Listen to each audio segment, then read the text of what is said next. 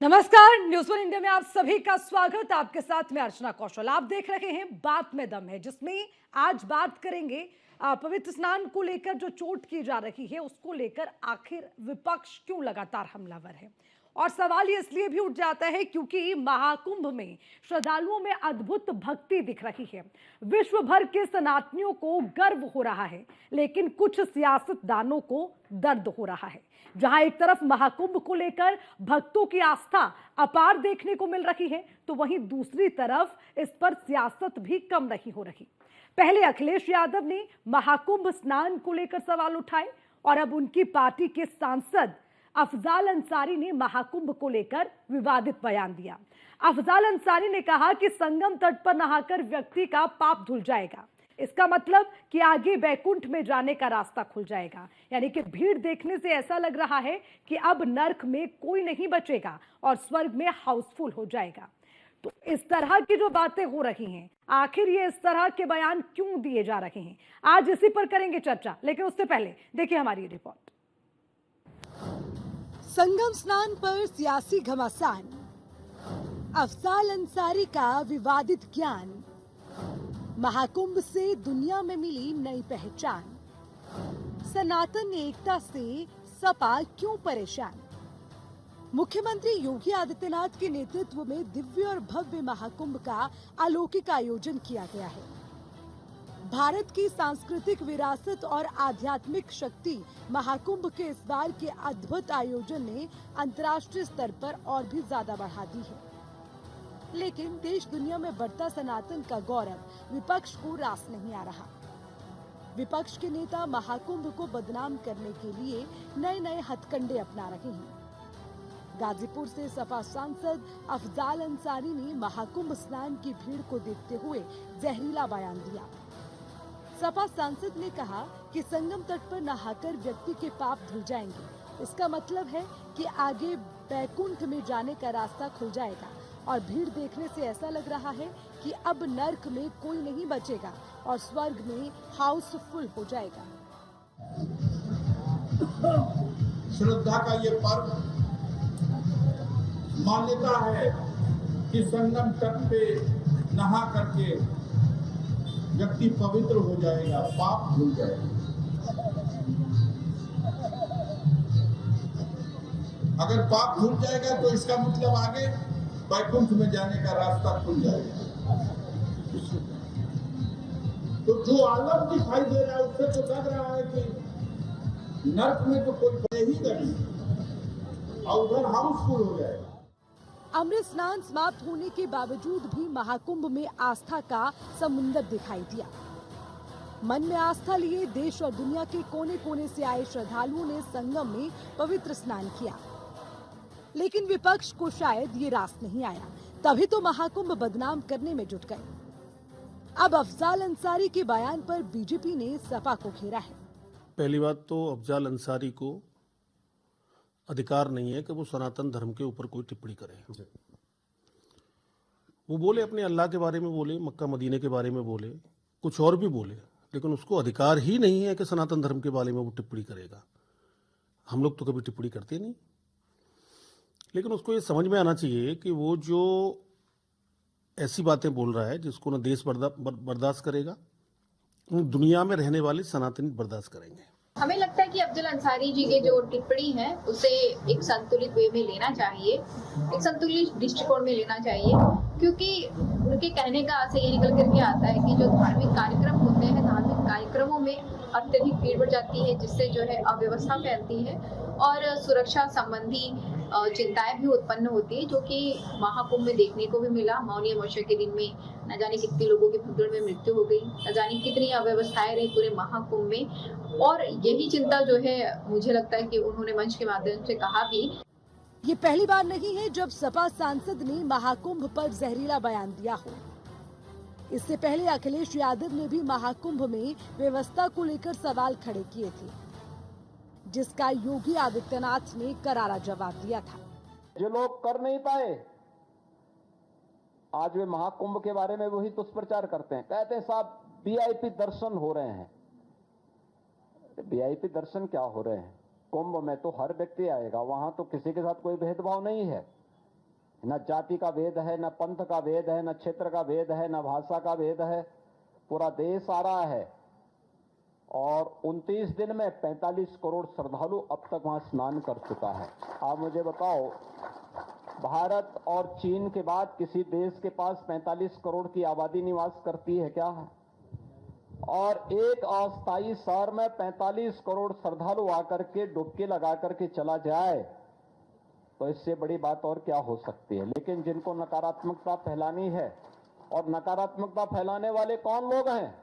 ये नकारात्मकता फैलाने वाले वही लोग हैं जिन्होंने जीवन भर बीबीआईपी ट्रीटमेंट लिया है, सरकार की बीबीआईपी सुविधाओं का उपभोग किया है, और किया ही नहीं, आने वाली पीढ़ी के लिए भी एक रास्ता खोलने का प्रयास किया था उन्होंने कि वे तो ले ही ले, लेकिन उनकी आने वाली पीढ़ी भी इस सुविधा का उपभोग करे जैसे देश उनका बपोती हो। ये वही लोग हैं। 13 जनवरी से शुरू हुए महाकुंभ में शरणार्थियों के पहुंचने का सिलसिला जारी है, जिनकी भारी भीड़ प्रयागराज के साथ साथ अयोध्या और काशी में भी देखने को मिल रही है। इतना ही नहीं, अब तक के यहाँ के सब रिकॉर्ड ध्वस्त हो चुके हैं। इससे पहले इतनी भीड़ यहाँ कभी नहीं आई। महाकुंभ में शरणार्थियों की भारी भीड़ ने मानो वक्त का पहिया ही थमा दिया। लेकिन विपक्ष को शरणार्थियों की जिन तस्वीरों को देखकर गर्व करना चाहिए, वो उलट जहरीले बाण छोड़ रहे हैं। Bureau report, news one India. तो संगम स्नान पर सियासी घमासान क्यों छिड़ा हुआ है, आज इसी को लेकर चर्चा करेंगे, क्योंकि लगातार जब से संगम नगरी में प्रयागराज में महाकुंभ शुरू हुआ, उससे पहले से ही व्यवस्थाओं को लेकर सवाल उठाए गए। उसके बाद प्रशासन जिस तरह से काम करा उसको लेकर सवाल उठाए गए, फिर सरकार को निशाना बनाया गया। आखिर विपक्ष क्यों बार बार इसको निशाने पर ले रहा है, और अब अफजाल अंसारी का ये बयान, आज इसी पर चर्चा करेंगे। खास पैनल हमारे साथ है। सबसे पहले परिचय आपसे करवा दे, देवेंद्र प्रमुख प्रवक्ता बीजेपी के हमारे साथ जुड़ गए हैं। बहुत बहुत स्वागत आपका न्यूज़ वन इंडिया में। मेजर आशीष चतुर्वेदी हमारे साथ हैं, समाजवादी पार्टी के नेता, आपका भी स्वागत करते हैं। फजील अहमद मुस्लिम स्कॉलर के तौर पर हमारे साथ हैं, आपका बहुत बहुत स्वागत। राम दिनेश आचार्य हिंदू धर्मगुरु हमारे साथ हैं, आपका बहुत बहुत स्वागत। और हमारे साथ आज हैं और एक खास मेहमान, हमारे कंसल्टिंग एडिटर आशुतोष अग्निहोत्री जी हमारे साथ इस चर्चा में स्टूडियो में हमारे साथ मौजूद है, आपका भी बहुत बहुत स्वागत। तो सबसे पहले शुरुआत आप ही से करते हैं, क्योंकि देखिए महाकुंभ की बात हो रही है आशुतोष जी, और ये महाकुंभ पहली दफा नहीं हो रहा, हजारों वर्षों से चला आता जा रहा है। कितनी सरकारें गई, कितनी सरकारों ने आयोजन भी किया, लेकिन इस बार के महाकुंभ को लेकर अगर मैं साफ तौर पर कहूं, ये सियासी महाकुंभ क्यों बन गया? इसको लेकर इतनी सियासत, इसको लेकर इतने सवाल, इसको लेकर इतने बवाल, और अब सनातन भी निशाने पर लगातार। सबसे पहले इस पर आपकी प्रतिक्रिया। देखिए अर्चना, आपने बात सही कही है कि ये जो महाकुंभ है ये सियासी क्यों बन गया। कोई भी धर्म हो, मजहब नहीं सिखाता आपस में बैर रखना, कहा जाता है, लेकिन किसी भी मजहब को जो सियासी दल जब अपने लाभ के लिए, क्षणिक लाभ के लिए उसको किसी न किसी मुद्दे से जोड़ देते हैं तो वो सियासत का रूप ले लेता है। जो कुंभ है वो एक आस्था का प्रतीक है। हमारा देश विविधताओं में एकता का प्रतीक है। हमारे यहाँ हिंदू, मुस्लिम, सिख, ईसाई सभी लोग रहते हैं। सभी त्योहार यहाँ पर आसानी से मनाए जाते हैं, लोग एक दूसरे से गले मिलते हैं। हिंदू लोग मुस्लिमों के यहाँ ईद पर जाते हैं, उनके यहाँ सेवई खाते हैं। मुस्लिम हिंदुओं के त्योहारों पर आते हैं। कभी भी जो आम जनता है देश की, वो कभी भी किसी भी के व्यक्ति के त्योहार पर, किसी भी आस्था पर चोट नहीं करती है। चोट जो करते हैं वो सियासी दल करते हैं, और उनके पीछे उनके हित जुड़े होते हैं। जब तक किसी का हित उसके आड़े नहीं आता है, जब तक किसी को कहीं भी किसी भी जगह पर फायदा नहीं दिखता है, तब तक कोई चोट नहीं करता है। जो इस समय महाकुंभ हो रहा है प्रयाग में, उस महाकुंभ में कई राजनीतिक दलों को अपना लाभ दिख रहा है। ऐसा नहीं है, मैंने कहा कि पिछला आप चुनाव की अगर हम बात करें, पिछले चुनाव के समय ही इसकी शुरुआत हुई थी। समाजवादी पार्टी के, कांग्रेस के और सभी विपक्षी दलों ने उस पर हमला बोलना इसलिए शुरू किया कि उनको लगा कि वोट बैंक की जो राजनीति होगी, हम अगर सनातन पर बोलेंगे तो निश्चित रूप से हिंदू प्रभावित होगा, और हिंदू प्रभावित होगा तो एक दूसरा जो मजहब है वो खुश होगा और कहीं ना कहीं उसका वोट बैंक हमको मिल जाएगा। जी। वोट बैंक की राजनीति जब कहीं जुड़ जाती है, जब मैंने कहा ना कि जब हित जुड़ जाता है और वो हित जो सियासी हित होता है, जब वो जुड़ जाता है तो राजनीतिक दल अपने लिए कोई न कोई उसका मायने निकाल ही लेते हैं। एक छोटा सा उदाहरण। जी ठीक है, आऊंगी आशुतोष जी। आपने लेकिन बहुत अच्छे से समझा दिया कि आखिर क्या इसके मायने हैं, क्यों सवाल उठते हैं। अब सीधा आशीष जी आपके पास आना चाहूंगी, क्योंकि आप ही की पार्टी के सांसद हैं जो बार बार सवाल उठा रहे हैं। अफजल अंसारी, उन्होंने जो कहा, जिस तरह से वो विवादित बयान दे रखे हैं, आप क्या कहेंगे? आप ही की पार्टी के सांसद और इस तरह से ये सनातन को लेकर कह रहे हैं, उचित है क्या? देखिए, यहाँ बात ये समझने वाली है कि ये कोई समाजवादी पार्टी की राय नहीं है, ये समाजवादी पार्टी का बयान नहीं है। समाजवादी पार्टी भी उतना ही सम्मान करती है महाकुंभ का जितना कि कोई और व्यक्ति करता होगा, और उसमें सबसे पहले जो है वो अखिलेश जी वहां पहुंचे थे स्नान करने के लिए। जहां तक रही बात अफजाल अंसारी के बयान की, तो निश्चित रूप से एक बहुत ही गैर जिम्मेदाराना बयान उन्होंने दिया है, क्योंकि उनको इतनी समझ होनी चाहिए कि जो व्यक्ति राजनीति में है विशेष रूप से, उसको ये आंकलन होता है कि उसके कही हुई बात से मुझसे लोग जुड़ेंगे या मुझसे लोग और अलग होंगे। ये बात समझने की बात है किसी भी राजनीतिक व्यक्ति के लिए।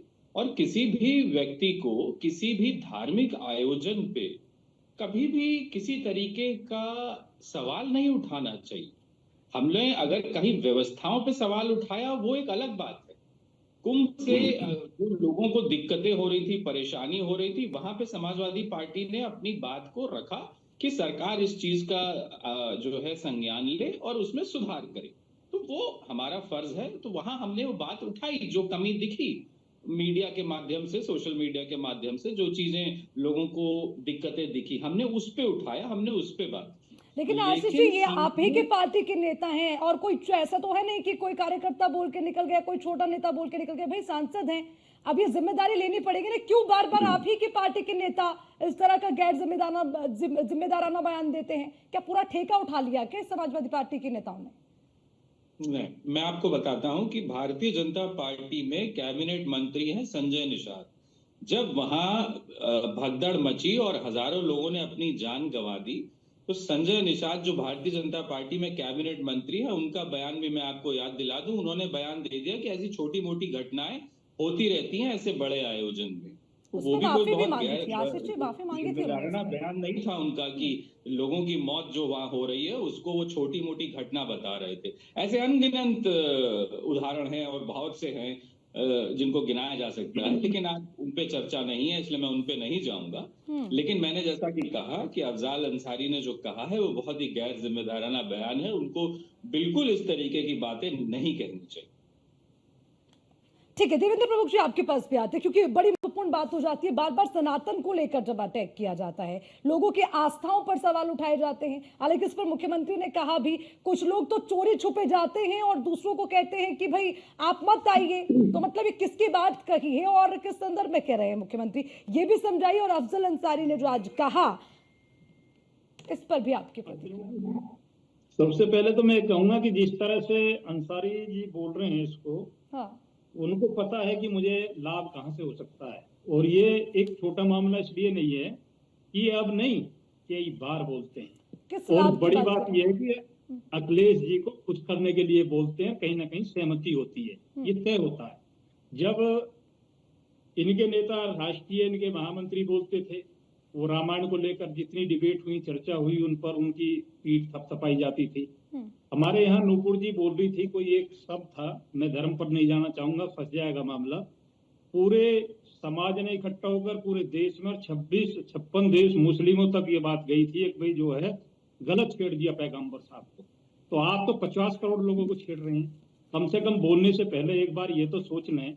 और जिस तरीके से साथी साहब हमारे जो है जवाब दे रहे हैं, मेजर साहब धन्यवाद उनका, लेकिन कम से कम एक बार अखिलेश जी इस तरह से संज्ञान लेके ये बोल देते कि हमारा इससे कोई लेना देना नहीं है, ये अंसारी का व्यक्तिगत बयान है और इस तरीके का बयान नहीं देना चाहिए। और उसके बाद जो है सफाई देते हुए अच्छे लगते हैं, लेकिन आप कहीं खड़े होकर उनका बचाव करते हैं, आपके समर्थन में वो लोग बोलते हैं और आप ही की बनाई ये भाषा है। लेकिन मैं ये बता देना चाहता हूँ कि कुंभ इस देश में उससे पहले भी हुए थे। आपको दिक्कत कहाँ हो रही है ये सारा देश समझ रहा है। और आप भला किसी का भी नहीं कर रहे। हम ये भी नहीं कहते कि हिंदू मुसलमान से ही काम चल जाएगा। हिंदू मुसलमान का जो टैग है ना, वो सपा कांग्रेस जैसी पार्टियों पर लगा हुआ है। उन्हें वोट चाहिए, हमें वोट सबके साथ सबके विकास की बात करते हैं। आज 21 प्रदेशों में हमारी सरकार है, खाली हिंदू मुसलमान से सरकार नहीं बनती है इस देश में। ये सबका लोकतांत्रिक सरकार है, सबका समर्थन मिलता है तब बनती है। आप करते रहिए जो आपको करना है। हमने कभी इस बात पर ज्यादा ध्यान नहीं दिया, लेकिन ये देश की नहीं पूरी दुनिया की आस्था का विषय। सनातन धर्म जो है दुनिया का सबसे बड़ा धर्म है। कम से कम अंसारी जैसे व्यक्ति को ऐसी अभद्रता नहीं करनी चाहिए, क्योंकि आप एक बड़ी पंचायत के सदस्य हैं, सांसद हैं। आप इस गरिमा को ध्यान रखिए। मुझे पता आपका दर्द कहाँ छुपा हुआ है, लेकिन उस दर्द निकालने के लिए बार बार औरों के दर्द कहाँ छुपा है देवेंद्र जी, कहाँ छुपा है दर्द? देखिए, अभी चैनल पर बैठ के बड़ी बात हो जाएगी। ये पता है कि किस घराने से निकल कर आए, किस वजह से निकल कर आए, और क्या क्या इन लोगों ने क्या क्या नहीं किया इस प्रदेश में। अगर तना जी ये डिबेट चेंज हो जाएगी। आप उसको तो बोलने के लिए लायक रहे नहीं कि आपको सफाई कहाँ देनी है। आप तुम पर जो हमला कर क्या जताना चाहते हैं, आप किसको दिखाना चाहते हैं, किसके हिमायती? वो मुस्लिम समाज जिसका आप जो है कत्लेआम करते रहे, जिनकी जमीनें जायदाद छीन छीन कर आप हजारों करोड़ के मालिक बन गए, उनकी भी सहानुभूति नहीं रहती है ऐसे लोगों से। आप ध्यान रखिए इस बात का। राजनीतिक व्यक्ति है इसलिए मैंने बोल दिया इतना, और व्यक्तिगत तौर पर जो है अपना बयान अपने तक रखेंगे तो ठीक रहेगा भविष्य में भी आपके लिए। बिल्कुल ठीक है। फजील जी, आपके पास मैं आना चाहूंगी। देखिए, इस तरह की बड़ी बड़ी बातें होती हैं, आप किसी की आस्था को ठेस पहुंचा रहे हैं। भाई आप ठेकेदार हैं क्या? मतलब आप इस तरह के बयान खुले मंच से दे रहे हैं जब आप किसी का प्रतिनिधित्व कर रहे हैं, आप सांसद हैं। मैं आपसे जानना चाहती हूँ, अगर इस्लाम पर कोई इस तरह से कह दे तब तो आप कह देते हैं, सर तन से जुदा के नारे लगने शुरू हो जाते हैं। अब आप बताइए जिम्मेदारी के साथ, जिस तरह का बयान उन्होंने दिया, आप इसका समर्थन करते हैं क्या? देखिए, ऐसा है कि तेल में मिलावट कीजिए, घी में मिलावट कीजिए, दवाई में मिलावट कीजिए, चोरी कीजिए, बेईमानी कीजिए और जाके कुंभ में नहा लीजिए तो पाप धुल गया। अब उसको फिर नहा के आएगा, फिर पाप करेगा, फिर 12 साल बाद कुंभ में आएगा, फिर नहा लेगा, फिर पाप खत्म हो जाएगा। तो कोई पापी तो धरती बचेगा ही नहीं। आप भी अफजाल अंसारी जैसी भाषा बोल रहे हैं क्या? फजील जी, आप भी उनकी जैसी भाषा बोल रहे हैं क्या? अब देखिए, आप बोलने नहीं देंगे तो हम चुप हो जाएंगे। आपने शुरुआत ही कुछ इस तरह की, या तो पहले मुझे क्लियर कर दीजिए कि आप समर्थन करते हैं क्या उनके बयान का? हम कहिए तो स्किप हो जाएंगे अगर बीच में आप बोलेंगे तो। पूरा टाइम दीजिए। अभी धर्मेंद्र प्रमुख जी बोल रहे थे तो आप एक बार भी नहीं बोली। तो यही तो उन्होंने कहा है ना कि भाई अब तो नरक का दरवाजा बंद करना पड़ेगा भगवान को। वहां स्वर्ग में भी ठेला ठेली शुरू हो जाएगी, इतनी भीड़ वहां पहुंच गई। नहीं, पैगंबर साहब ने क्या बोला? उन्होंने गलत बोला था क्या? उन्होंने कुरान उठाकर आपको पढ़कर बताया था, फिर क्या ऐसी अफरा तफरी मच गई? अच्छा ये बताइए, आप नहाए कुंभ में? कुंभ नहाया? मैं सबसे पहले पर्व पर नहाया हूँ। कहे तो वीडियो भेजो आपको। अब आपकी गारंटी होगी ना कि आप स्वर्ग में जाएंगे? गारंटी मिल गई ना आपको? स्वर्ग की गारंटी मिल गई ना आपको? स्वर्ग की गारंटी तो है। स्वर्ग की गारंटी मिल गई है।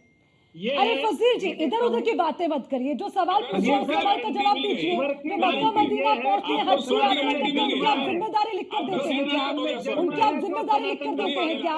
उन्हें आप लिख कर देते हैं क्या? ये कैसी बातें आप करते हैं फजील जी? मैं सीधा सवाल आपसे पूछ रही हूँ, जो उन्होंने बयान दिया आप उसका समर्थन करते हैं क्या? मतलब ऐसी असंवैधानिक बातें होनी चाहिए क्या खुले मन से? तो सीधे कहेंगे जाओ जाओ तुम अंदर जाओ, स्वर्ग में जाओ। अग्निहोत्री जी ने एक बात कही, नहीं, पैगंबर के यहाँ पड़ी हुई जितनी आपकी दलीलें हैं, या 5 बार का नवाजी, या आपकी मस्जिद में जो है कभी भी हमारे नबी ने ये कहीं नहीं कहा है, सड़क पर नमाज पढ़ रहा है, उसकी गारंटी है कि वो पूजा सड़क पे दुर्गा पूजा अभी हुआ है ना? मिलेंगे जाकर अभी दुर्गा पूजा मिलेंगे, बात वो बलात्कार करके जाएगा, बेटी का बम ब्लास्ट करके जाएगा। जितने यहाँ सनातनियों को मार के जाएगा, उससे ऊपर 72 प्रज्ञा ठाकुर भी कुंभ नहाएगी तो बम ब्लास्ट के बाद तो स्वर्ग मिल जाएगा ना उनको। प्रज्ञा ठाकुर भी तो बम फोड़े थे, कर्नल पुरोहित भी तो बम फोड़े थे। फिर घबरा रहे हैं। फजूल की बातें मत करिए फजूल जी, फजूल की बातें मत करिए। आप बस ये कहिए कि किसी के धर्म के बारे में कहने का ठेका आपको किसने दिया है? मतलब किसने दिया है ठेका? किसने अधिकार दिया आपको? सर ये बताइए, अभी जवाब तो देने दीजिए। 72 सर आप रूल अग्निहोत्री जी के बात का जवाब तो हाँ दे बोलिए दीजिए। बोलिए अब बोलिए, आपका ठीक है हो गया। देवेंद्र जी रुकना होगा, अब ठीक है आपका रुकना हो होगा, गया, देवेंद्र जी शांत आपको रहिए रुकना थोड़ा। होगा, दीजिए जवाब दीजिए। अग्निहोत्री जी की बात का जवाब दे दें हम। अग्निहोत्री जी, ये कुंभ में इसके पहले मुगलों के जमाने में भी कुंभ होता था। जब मुगल इस देश में थे तब भी कुंभ का स्नान होता था।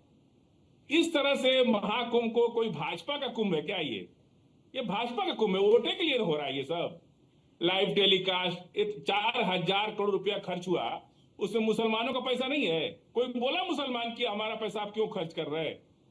जो टैक्स के मुसलमान भी तो जीएसटी देता है ना, वो पैसा कुंभ में 4,000 मुसलमान का कोई पैसा नहीं है। फजील सर गलत मत घुमाइए। ठीक है, ये अग्निहोत्री जी को उन्होंने कोट किया, वो जवाब देंगे। ठीक है देवेंद्र जी आपको रुकना होगा, वन सेकंड, ऐसे नहीं देवेंद्र जी प्लीज, देवेंद्र जी मेरे डिबेट में ऐसे नहीं, Devendra ji please, Devendra ji please, Devendra ji please आपको रुकना होगा। No no no no please please Devendra ji ऐसे नहीं, ये समय जाया नहीं होने दूंगी, समय जाया नहीं होने दूंगी। देवेंद्र जी रुकना होगा प्लीज, आप मुझे एड्रेस करिए, आपकी बारी में बोलिएगा। अग्निहोत्री जी को कोट किया, वो जवाब देंगे। ठीक है अग्निहोत्री जी। मैं सिलसिलेवार जवाब देता हूं आपका।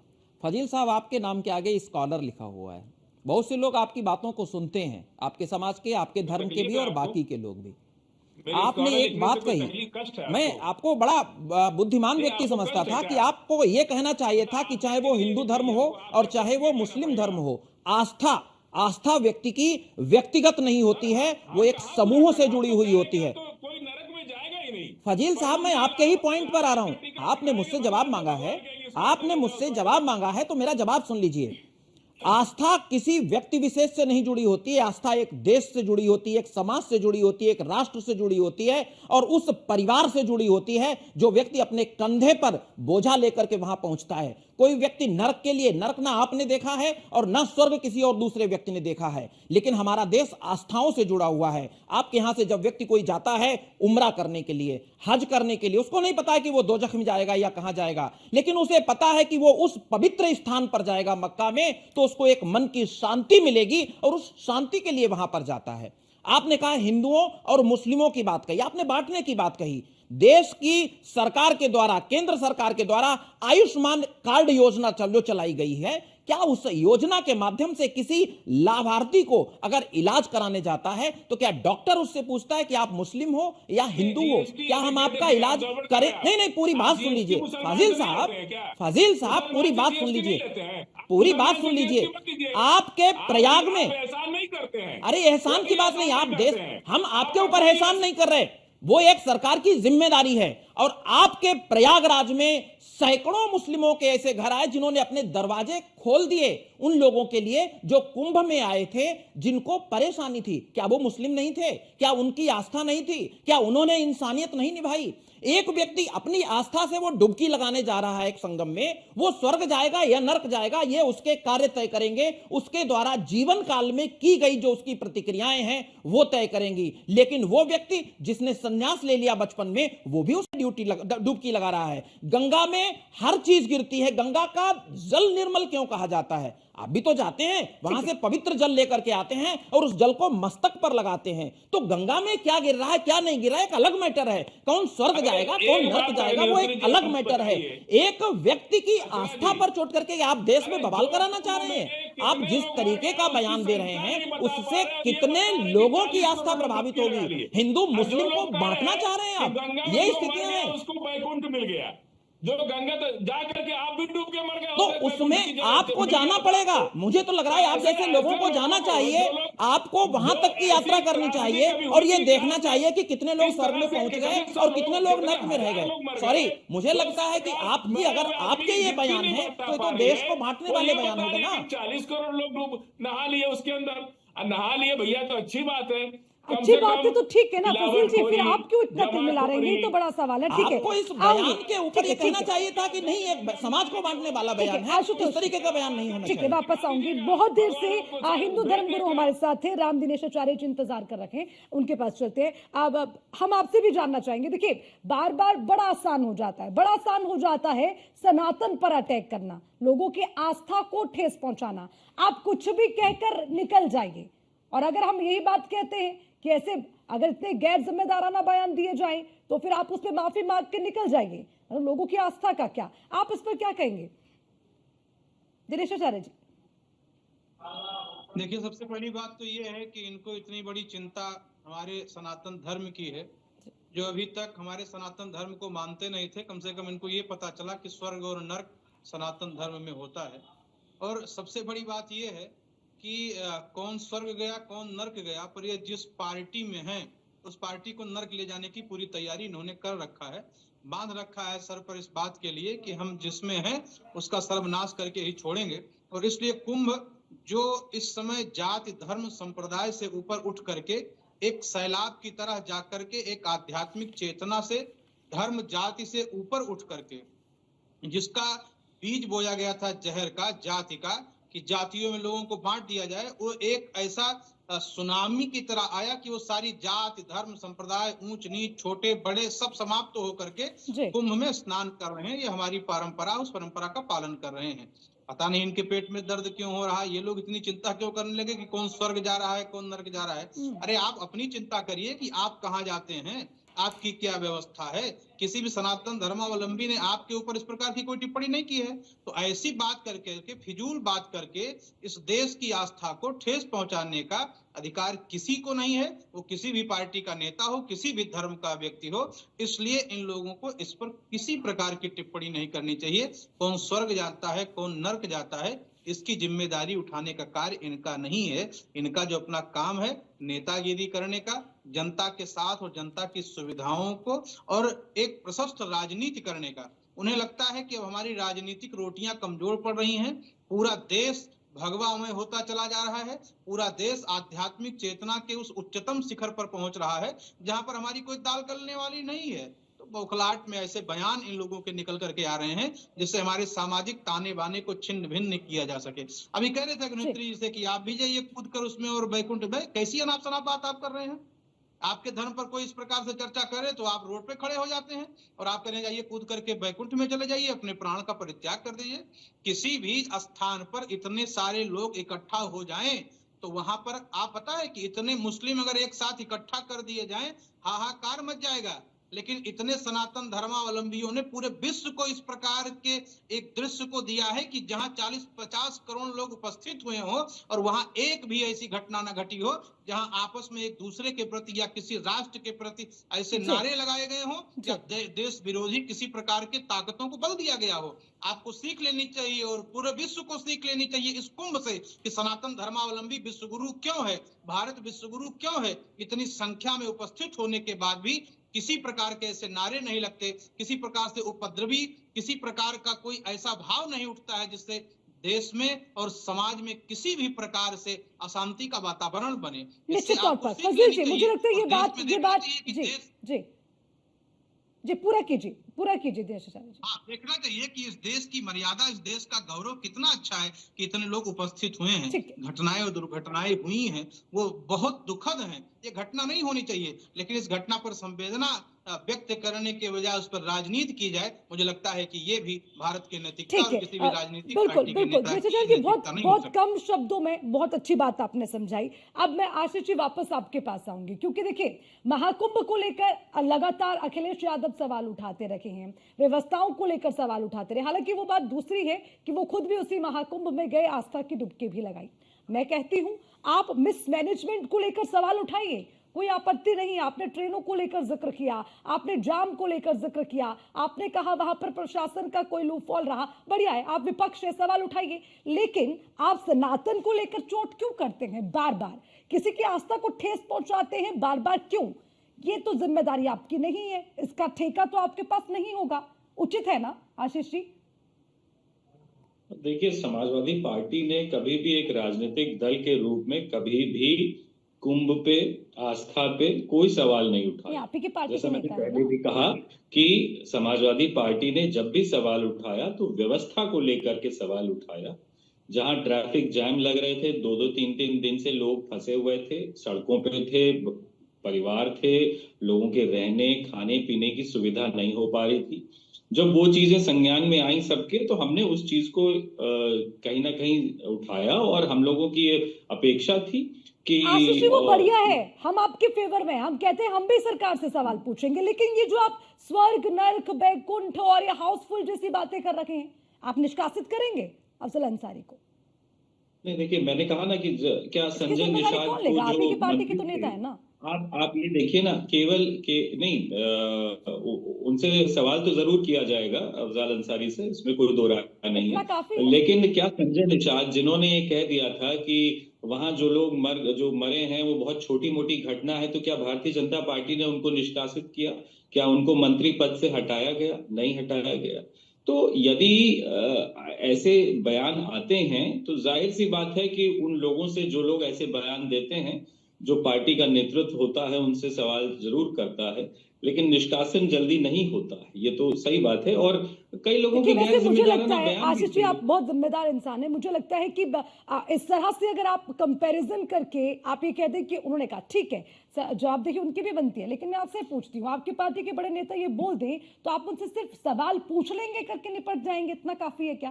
खैर देवेंद्र जी, आप भी मुस्कुरा रहे हैं, मैं आपसे भी पूछना चाहूंगी, क्या आप दूसरों पर तो सवाल उठाते हैं? आपकी भी तो जिम्मेदारी बनती है ना। मतलब जब आपके पार्टी के नेता बोल दे तो सब ओके ओके हो जाता है क्या? देखिए अर्चना जी, मैं एक चीज और क्लियर बताऊंगा आपको कि मैं कभी बचता नहीं हूं, मैं तथ्य के साथ बोलता हूं। हाँ। और आप कहीं से कहीं तक विश्लेषण करा लीजिए कि जाकी रहे भावना जैसी, प्रभु मूरत देखी तिन तैसी, वो सारी क्लियर हो जाती है, उसे कोई बताने की जरूरत नहीं है निषाद जी ने कैसा बयान क्यों दिया। और मैं दो चीज कहता हूं कि देखिए, आपदा का समय था, घटना घटी है। इससे पहले जब 12 साल पहले कुंभ लगा था, तो इसकी संख्या देखिए, मैं उसकी 4 गुना 10 गुना नहीं कर रहा, मैं एक बाल बराबर जितनी आज संख्या है, 50 करोड़ लोग वहां प्लस पहुंच गए हैं। और उसके बाद वो करोड़ों में भी संख्या नहीं पहुंचती थी टोटल में। उन्होंने 100 आदमियों से ज्यादा वह मारे गए थे, वो व्यवस्थाएं खराब हुई थी, उसका प्रभारी कौन था, क्या उन्होंने सफाई दी थी, क्या उन्होंने जवाब दिए थे, कितनी बार वो मुख्यमंत्री कुंभ में गए थे, कितनी बार उनकी कैबिनेट वहां गई थी, कितनी जांचें उन्होंने कराई थी, क्या वो सवाल दागने लायक हैं? और फजील सर, आप ज्यादा जो है ना, मैं जानता हूं कि आप अच्छे से जानते क्यों बोल रहे हैं, कहां बोल रहे हैं। आप जो है जिस तरीके से सनातन पर हमला कर रहे हैं ना, एक बार पैगंबर साहब की बात आई थी और आप उस पर कई डिबेटों में लगे थे। मैं ये कह रहा हूँ आपको कि आप जानकर अब 40% कमीशन किस तरीके का हमला कर रहे हैं, आपसे अच्छा कौन जानता है? इसीलिए तो भ्रष्टाचार देश से नहीं रुक रहा है। देखिए, मेरी बात पूरी होने दीजिए, नहीं रुक रहा है। मैं आपको जवाब दे रहा हूँ। 40% कमीशन मैं खाने आपको वाला जवाब दे रहा हूँ। आ जाएगा, गंगा नहा लेगा, उसका पाप धुल जाएगा। मैं तो आपको देश के दे रहा साथ हूँ जवाब। गद्दारी करने वाले लोगों को भी पाप धुल जाएगा। मैं दे रहा जो हूँ जवाब। 40% कमीशन जो नेता खा रहे हैं, जो नेता 40% कमीशन खा रहे हैं, वो नेता का भी पाप धुल गया, अब वो क्यों डरेगा? आपको बता रहा हूँ। अरे फजील जी, इतना मत बोलिए, आप ये भी अरे आप मक्का में क्यों जाते हैं फजील जी? आप मक्का में क्यों जाते हैं? आप हज करने क्यों जाते हैं फजील जी? जरा बताइए, वहां पर जब आप जाते हैं कई बार भगदड़ हो चुकी है, उस पर बात करें क्या? मिर्ची लग जाएगी फजील जी को। आवाज बढ़ाइए फजील जी की। फजील जी सुनिए ना, एक मिनट देवेंद्र जी, एक सेकेंड। अरे फजील जी सुन तो लीजिए। देखिए, कमीशन की बात करते हैं या इसकी बात नहीं। आप कह रहे हैं कि कुंभ में नहाने के बाद सूरज चले जाएंगे, लेकिन मैं आपको बता देना चाहता हूँ, फजील सर आप जान के इस डिबेट को बुलाइए मत। मैं बताता हूँ कि आप मक्का मदीना क्यों जाते हैं। सारे जो भ्रष्टाचारी है, जो पापी है, जो बलात्कारी है, वो सब तो स्वर्ग में चले गए नहा करके। अब गंगा नहा लिया, स्वर्ग में चले गए, अब उनको कहाँ जगह बचती है? ठीक है देवेंद्र जी, ऐसे नहीं, ठीक है, एक एक करके, ठीक है। आशुतोष जी आपके पास आते हैं। आशुतोष जी सवाल ये है, देखिए हम तो ये कहते हैं कि इस्लाम को लेकर, फजल जी अब रुकिए, अब रुकना होगा। देवेंद्र जी प्लीज, देवेंद्र जी ठीक है देवेंद्र जी, ऐसे नहीं प्लीज देवेंद्र जी, मेरी रिक्वेस्ट है, ऐसे नहीं, मुझे आवाज डाउन करनी पड़ेगी, अच्छा लगेगा क्या? यहाँ पर रुकना होगा, दोनों को रुकना होगा। आशुतोष जी सवाल यही महत्वपूर्ण हो जाता है कि जब इस्लाम को लेकर कोई नहीं बोलता, मक्का मदीना को लेकर कोई नहीं बोलता, हज की यात्रा को लेकर कोई नहीं बोलता, आप कोई मर्जी त्योहार बना लीजिए, हम तो सम्मान करते हैं, फिर आपने क्यों ठेका उठा लिया है बार बार हिंदू धर्म सनातन को लेकर इस तरह के बयान देना? आसान लगता है क्योंकि हम धैर्य रखते हैं इसलिए। अरे भाई, तो इसमें बुराई क्या है? फजील जी रुक जाइए ना, फजील जी रुक जाइए। आप लोगों ने बहुत बात कर ली, अच्छा है आपके वक्तव्य आ गए। जो बात हो रही है, हमको मुद्दे से नहीं भटकना चाहिए। देवेंद्र जी और फाजिल जी, आवाज डाउन कर लीजिए दोनों की। अरे फजील जी कोई फायदा नहीं है, इस चर्चा का कोई फायदा नहीं, आपकी बात ना पहुंचे। देवेंद्र जी प्लीज मुझे एड्रेस करिए, आपको रुकना होगा यहाँ पे, मैं दोनों की आवाज डाउन कर दूंगी। अच्छा लगेगा क्या देवेंद्र जी? इस तरह से चर्चा नहीं होती है यार। आप पहली बार तो नहीं बैठ रहे हैं, अब इसका भी पाठ हम पढ़ाएंगे तो कैसे चलेगा? दोनों को रुकना होगा, दोनों की आवाज नहीं आ रही है। बोलिए आशुतोष जी। हम लोग जब कभी भी किसी मुद्दे पर बात करने के लिए आते रुकना हैं होगा तो फजल जी, रुकिए। उसका हल, उसका निष्कर्ष निकालने के लिए आते हैं कि समाज में कहीं भी किसी भी तरीके का विद्वेष ना हो। जो बात आपने अर्चना कही, सबसे बड़ी बात यह है कि चाहे कोई भी धर्म हो, धर्म किसी भी तरह से किसी भी व्यक्ति को बांटना सिखाता ही नहीं है, धर्म जोड़ने की बात करता है। और वहां किसी भी प्रकार का कोई भी आयोजन हो, अगर उस आयोजन के ऊपर किसी भी प्रकार का कोई व्यक्ति बयान देता है या कोई भी ऐसा एक्ट करता है जिससे लोगों के जीवन पर आंच आ सकती है, जिससे समाज बंटता है या कोई भी घटना हो सकती है, तो मैं तो यही कहूंगा कि उस देश की सरकार को, उस प्रदेश की सरकार को वहां पर सख्त नियम अपनाने चाहिए, ऐसे लोगों के खिलाफ कार्रवाई करनी चाहिए। क्यों कार्रवाई इसलिए जरूरी है क्योंकि अगर सत्ता वहां पर सख्ती से पेश नहीं आएगी तो इस तरीके के बयान होंगे और उन बयानों से निश्चित रूप से लॉ एंड ऑर्डर की भी व्यवस्था हो सकती है। अरे भाई रुकिए रुकिए, क्या चल रहा है देवेंद्र जी? क्या हो रहा है ये? फजल जी क्या तरीका है ये? क्या तरीका है? अरे ये कोई तरीका है क्या? देवेंद्र जी रुकिए प्लीज, ये मेरी डिबेट में ये सब करने के लिए मत बैठिए प्लीज। देवेंद्र जी रुक जाइए, फजल जी रुकिए, फजल जी रुक जाइए। इतनी मिर्ची आपको क्यों लग रही है भाई? मुझे तो ये नहीं समझ में आ रहा है। ठीक है देवेंद्र जी आपको मेरी आवाज पहुंच रही है? देवेंद्र जी अरे देवेंद्र जी आपको मेरी आवाज पहुंच रही है कि नहीं? ये क्या तरीका है? देवेंद्र जी प्लीज ऐसे नहीं। देवेंद्र जी रुकिए, आपकी आवाज नहीं पहुंच रही साहब, रुक जाइए। ठीक है, आशीष जी के पास जाऊंगी। अरे ये सही तरीका नहीं है, आप हर रोज चर्चा में बैठते भाई, एक एक करके बोलिए। 20 सेकंड दीजिए, हम इनका जवाब दे रहे हैं। 20 सेकंड हमको दीजिए। जब आप गारंटी ले रहे हैं, जिस तरह से अगर यही घटना दूसरी पार्टी की, अगर यही घटना दूसरी पार्टी की सरकार में होती तब इनकी भाषा क्या होती? अगर ऐसे हजारों लाखों लोग मर गए होते दूसरे की सरकार में, तब ये क्या बोलते? ये हिंदुस्तान का मुसलमान हज करने के लिए जाता फजील। अरे फजील जी बोलिए मत, आपकी हज की यात्रा में भी भगदड़ होती है, वहाँ पर भी कई लोगों की जाने जाती है, आपसे कोई हिसाब मांगता नहीं है। यहाँ पर बैठ के फालतू का फजूल का ज्ञान मत दीजिए फजील जी। 25 लाख रुपए की चाय पीते। अरे फजील जी रहने दीजिए, आप क्यों आप पन्ने खुलवाना चाहते हैं? रुक जाइए। आशीष जी एक बार फिर से आपके पास आती हूँ। आपके पास आना इसलिए जरूरी हो जाता है क्योंकि आज जिस बयान को, अरे प्लीज फजील जी इस तरह से डिस्टर्बेंस मत क्रिएट करिए प्लीज।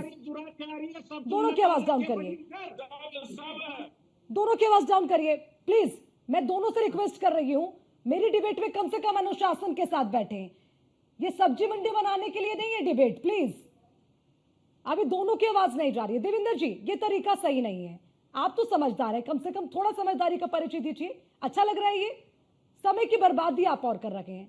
आशीष जी आपसे बार बार सवाल इसलिए क्योंकि आप ही की पार्टी के नेता ने ये बयान दिया, आपने कह दिया ठीक है सवाल पूछा जाएगा। अरे लेकिन कितनी बार आप ही की पार्टी के सांसद जय बच्चन जी का एक बयान में याद दिलवा दूं, अभी पिछले दिनों महाकुंभ को लेकर के उन्होंने इतना बड़ा बयान दिया। उन्होंने कहा कि लाशों की लाशें वहां पर फेंक दी, ये पानी प्रदूषित हो गया जो लोगों तक जाता है, गंगा का पानी सबसे ज्यादा प्रदूषित। अरे आपकी पार्टी के इतने बड़े बड़े नेता कुछ भी कहकर निकल देते हैं, इस पर किसी की कोई जिम्मेदारी नहीं है क्या आशीष जी? देखिए, जिम्मेदारी जहां तक की बात है तो जिम्मेदारी केवल क्या विपक्ष के नेताओं की नहीं है क्या? केवल जो विपक्ष के नेता हैं जब वो कोई गलत बयान देते हैं क्या तभी वो मुद्दा है? क्या जो सत्ता में बैठे हैं जब वो नेता गलत बयान देते हैं तो क्या उनकी जिम्मेदारी नहीं बनती? जिम्मेदारी तो हर एक व्यक्ति की बनती है, चाहे वो सत्ता में हो चाहे वो विपक्ष में हो। यदि वो कोई गलत बयान दे रहा है तो कहीं ना कहीं उस पार्टी को, उस ऐसे नेता को, तो ऐसे नेताओं को आप क्यों नहीं दरकिनार कर देते, निष्कासित क्यों नहीं करते, उन पर कार्रवाई क्यों नहीं होती? आप मुझे बताइए, जय बच्चन ने इतना बड़ा बयान दिया, क्या उस पर एक्शन हुआ? अखिलेश यादव जी ने क्या कहा? वैसे तो हमेशा बड़े बड़े पोस्ट डाल देते हैं, एक्सपर्ट पोस्ट डालते हैं। अरे भाई जब कोई घटना होती है तो तुरंत से अखिलेश यादव एक्टिव हो जाते हैं। अब किसी की आस्था को ठेस पहुंच रही है, वही महाकुंभ जहाँ आपकी पार्टी के अध्यक्ष डुबकी लगा कर आए हैं, भाई तो उसका सम्मान करेंगे कि? फजील जी आप बीच में इस तरह से मत बोलिए प्लीज, आपकी बारी पर मैं आपको समय दे रही हूँ ना, ये सही तरीका नहीं है। फजील जी आप डिबेट को डिरेल करने के लिए बैठे हैं क्या? नहीं, भाजपा ने निकाला उनको, मैं सवाल पूछ रही हूँ ना, आप मुझे एड्रेस करेंगे। फजील जी, आप यहाँ पर बैठ के ना कम से कम जिम्मेदारी के साथ जवाब दीजिए। ने कहा था कि राम काल्पनिक है, उनको निकाल दिया। निषाद ने कहा था कि राम काल्पनिक है। अरे फजील जी, आपका दर्द क्या है? क्या दर्द है? अच्छा ठीक है, आशीष जी आप थोड़ा रुकिए, उन्हें ज्यादा तकलीफ है, मैं उनसे सवाल कर लेती हूँ। फजील जी क्या दर्द है? फजील जी दर्द क्या है, बताइए क्या दर्द है? दर्द ये है कि राम नरेश अग्रवाल के लोग नहीं निकाले पार्टी से, आप दूसरे का दर्द बता रहे हैं। अरे भाई आप भी तो वही काम कर रहे हैं, और सरकार में बैठे जो 40% सांसद और मंत्री का खा रहे, वो भी तो असर चले गए, उनको कौन सजा देगा? 40% कमीशन खाने वाले लोग ज्ञान बांट रहे और जाके फजील जी आपको मुद्दा समझ में आता है क्या? फजील जी आप एक मुद्दे को लेकर चर्चा करेंगे या कहीं से कहीं पहुंच जाएंगे? अरे फजील जी ये डिबेट में चर्चा करने का तरीका नहीं है। आशीष जी आप जवाब दीजिए, मुझे लगा था कुछ तो आप तर्क के साथ बोलेंगे, तर्क संगत बात। आवाज डाउन करिए, बोलिए आशीष जी। ठीक है, जरूर दिखा दीजिएगा, मिलेगा तो नहीं मिलेगा। खत्म करने के लिए आए हैं। अरे फजील सर, तुम्हें पता डिबेट में तुम्हारे पास आज कुछ है नहीं, इसलिए तुम इसे हिंदू मुसलमान पर हमारे पास तो बहुत कुछ है। चलिए फजूल की बातें नहीं होंगी। ठीक है देवेंद्र जी, रुकना होगा।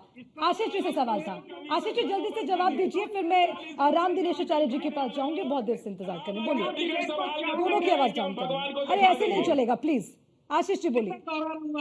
आशीष जी बोलिए, क्या एक्शन होगा इस पर? आशीष जी बोलिए। देखिए मैं यही कहना चाहूंगा कि जो भी व्यक्ति सार्वजनिक क्षेत्र में है, जो आवाम का यानी जो हमारी पब्लिक है उसका नेतृत्व करता है, उसकी जिम्मेदारी बनती है, और वो जिम्मेदारी केवल विपक्ष के नेताओं की नहीं है, सत्ता पक्ष के नेताओं की भी है। और ये आरोप लगा देना कि केवल कुछ लोगों के वोटों के लिए विपक्ष जो है ऐसे बयान दिलवाता है, नहीं, ये बिल्कुल निराधार है। एक छोटा सा उदाहरण मैं देना चाहूंगा कि जो हज का कोटा है वो भारतीय जनता पार्टी की सरकार ने बढ़ाया है। अगर हमें उनके वोट लेने होते तो हम उस कोटे को बढ़ा रहे होते, लेकिन उसको बढ़ाया भारतीय जनता पार्टी ने, उस कोटे को हमने नहीं बढ़ाया उसको। तो हम पे केवल ये आरोप लगा देना कि केवल हम जो है मुसलमानों का वोट लेने के लिए अपने ही नेताओं से कह रहे हैं कि तुम ऐसे बयान दो, ये बहुत ही गलत बात है। ऐसा कुछ भी नहीं है। व्यक्तिगत रूप से जो व्यक्ति देता है ऐसे बयान जिससे किसी भी तरीके से समाज में द्वेष फैले, फिर चाहे वो सत्ता पक्ष से आए, किसी और विपक्ष से आए, आशीष जी मैं सम्मान करती हूँ आपकी बात का, आपने बड़ी जिम्मेदारी के साथ कहा किस तरह का बयान नहीं देना चाहिए, लेकिन मुझे लगता है इतनी ही जिम्मेदारी आपकी पार्टी को भी उठानी चाहिए, क्योंकि अगर आपकी पार्टी उसको लेकर एक्शन नहीं लेती है तो ये सवाल तो उठेगा ना, अगर आप चुप्पी साधे रहेंगे तो। ठीक है, खैर वापस आऊंगी, जगत गुरु है हमारे साथ, एक बार उनका रुख कर लेते हैं। राम दिनेश आचार्य जी आपसे भी समझेंगे। देखिए सनातन को लेकर बार बार अटैक होता है और ये पहली दफा नहीं है, और मुझे इसे कहने में कोई गुर्रेज भी नहीं है, लेकिन क्या हम ये समझना चाहते हैं, इसीलिए तो बार बार हम कहते हैं ना कि अपने धर्म की रक्षा, सनातन की रक्षा, सनातन बोर्ड की बात, वो जिक्र फिर बार बार उठता है। अब आज जो पूरा घटनाक्रम हुआ, आपको नहीं लगता कि इससे लोगों की आस्था को ठेस पहुंचती है? खाली माफी मांग देने भर से बात बन जाती है क्या? नहीं, मुझे पता है कि ये जो बयान आता है ये बयान बौखलाहट में आ रहा है, क्योंकि जिस प्रकार की जाति पाति का जहर बो करके और राजनीतिक रोटी सेंकने की जो व्यवस्था बनाई गई थी कुंभ में, वो बह गया। और त्रिवेणी के पावन तट पर जो जाति पात का जहर था, उसके सैलाब ने उसको पूरी तरह से रौंद कर समाप्त कर दिया। तो उसकी जो बौखलाहट है ना, वही स्वर्ग नरक और बैकुंठ की ओर ले जा रहा है। उनको ये बातें याद आ गई। अभी बोल रहे थे कि 40% कमीशन ले रहे हैं और ये कर रहे हैं, वो ये वही बौखलाहट है जहाँ गंगा जी पर टिप्पणी करने लगते हैं। अच्छा, समस्या एक बात की और है, इनकी समस्या ये है, गंगा नहा लेगा तब तो उसको फिर अगले साल शुरू कर देगा कमीशन लेना। 40%। अरे सुन तो लीजिए, हम समझ रहे हैं आपकी बौखलाहट, समझ रहे, सुन तो लीजिए। गंगा नहा लेगा तो अरे सुन लीजिए, भगवान से नहीं डरता है आदमी। अरे थोड़ा टीवी पे बैठे, कम से कम इतना तो गंभीर रहिए, पहले सुनिए तो आप ही बोलते रहेंगे क्या पूरे तेल में मिलावट, घी में मिलावट, दवाई में मिलावट। भाई साहब आप चुप नहीं हो रहे हो, पूरे डिबेट में आप ही क्यों हो क्या? फजील जी रुकिए, किसी को आप बोलने ही नहीं देंगे, पूरे डिबेट में आप ही बोलते रहोगे बस। और आपको सुनने के लिए बैठे हैं क्या? प्रवचन करने बैठे हो यहाँ पर? केवल तुम्ही को सुनते रहेंगे, बाकी किसी को नहीं बोलने दोगे? कौन कितना घूस खाता है, कौन कितना पवित्रता है, कौन बैकुंठ जाएगा, कौन स्वर्ग जाएगा, सब बचने का तुम ही लेके बैठे हो क्या?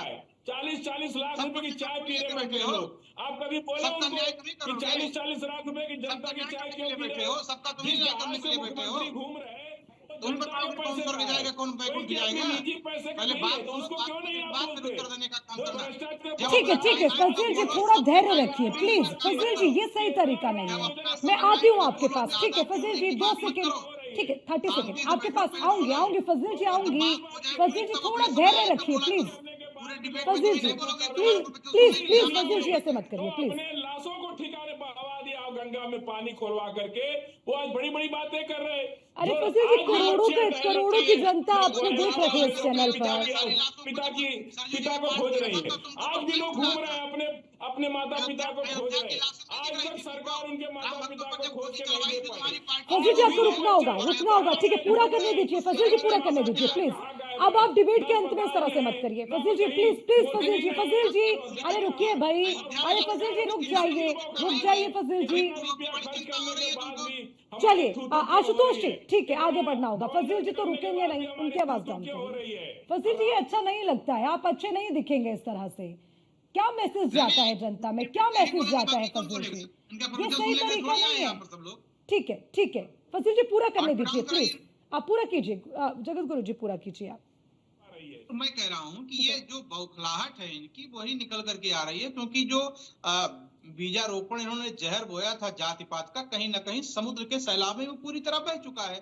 जो हमारी संस्कृति है, जो हमारी आध्यात्मिक ऊर्जा है, वो पूरी तरह से आज पूरा विश्व देख रहा है और पूरे विश्व में इस बात की सूचना उस कुंभ में जा रही है कि किस प्रकार से उत्तर से दक्षिण, पूरब से पश्चिम, पूरा भारत एक स्थान त्रिवेणी के उस पावन तट पर उपस्थित होकर के एक विश्व बंधुत्व का संदेश पूरे विश्व को दे रहा है। और विश्व के लोग भी हैं कि काश एक बार चल के उस त्रिवेणी के संगम पर हम भी स्नान कर लेते। जो मानवता का, जो संस्कृति का, जो संवाद का, जो सौहार्द का एक कुंभ बना हुआ है, उस पर हम भी पहुंच करके और काश अपने जीवन को धन्य कर लेते। मुझे लगता है कि इसी पर्व को देखने के लिए, सुनने के लिए पूरे विश्व से लोग आ रहे हैं और ऐसे लोग उस पर बयान दे करके उस कुंभ की महत्ता को और हमारे सांस्कृतिक आने वाले को छिन्न भिन्न करने का कार्य करने का काम कर रहे हैं। पार्टी से मैं अखिलेश यादव जी से कहूंगा कि इन लोगों के खिलाफ कठोर से कठोर बिल्कुल कार्रवाई होनी चाहिए, बिल्कुल कार्रवाई होनी चाहिए। ठीक है दिनेश आचार्य जी, ठीक है। अब क्योंकि क्लोजिंग कमेंट आशुतोष जी के साथ। आशुतोष जी सवाल यही, महाकुंभ को लेकर सवाल उठता है, इतनी भीड़ आ गई। अरे भीड़ आ गई, महाकुंभ है, भीड़ तो जुटेगी ना। मतलब ये क्या बड़ा सवाल हो गया कि भीड़ वहां पर जुट गई। दूसरी बात ये कि इस बीच में आप सनातन को लेकर, आप किसी के धर्म को लेकर, आप किसी की आस्था को लेकर ठेस पहुंचाए, ये अधिकार आपने किसने आपको ये अधिकार दिया? और ये इतना इजी टू से कैसे हो गया आशुतोष जी? मैं आशीष जी की बात को ही आगे बढ़ाते हुए अपनी बात को बढ़ाता हूं। आशीष जी ने कहा कि जो बयान होते हैं वो किसी भी पार्टी विशेष से नहीं होते हैं और वोट बैंक के लिए नहीं होते हैं।